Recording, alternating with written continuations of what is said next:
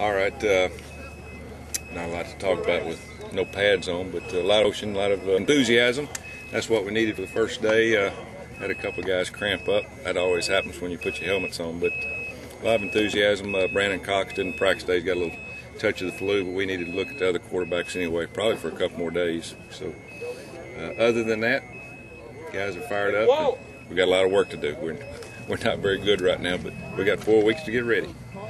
Is there anybody that can stand out really on the first day? And if so, has anybody done that? Everybody's trying to run over each other. They got way too much energy, and everybody's trying to impress everybody the first day. And as I told them, it's a long process. And it's going to take many a rep, and we just have to kind of tone them down a little bit. But it's good to see everybody out here and around. Hopefully we can keep them all out here for the next 4 weeks.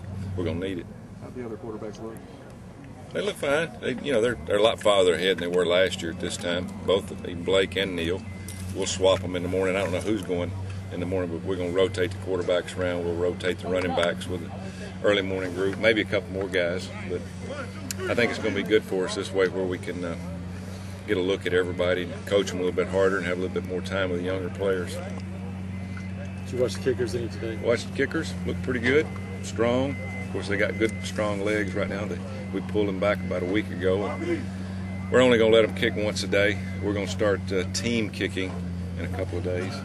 So right now they're just working on the fundamentals. And we'll start the track of trying to find first and second teamers as we go through probably the second and third week of practice. And then after the third week of practice, we'll have 1 and 2 and let them get ready to go.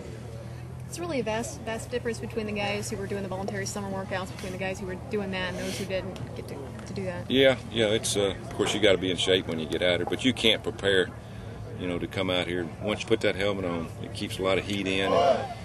Even you might be in the best shape in the world, but you can't simulate, a uniform and the competition and the speed of what you do when you get out here and go for 2 hours. So we had a few guys go down a little bit, but that'll be fine. What's the latest on Chris Slaughter, Nick Farrell? I have no clue. How's Antonio? Antonio did fine.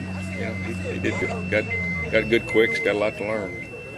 Coach, what's Trey says? Trey Blackman, we saw him practicing. Yeah, he looked good.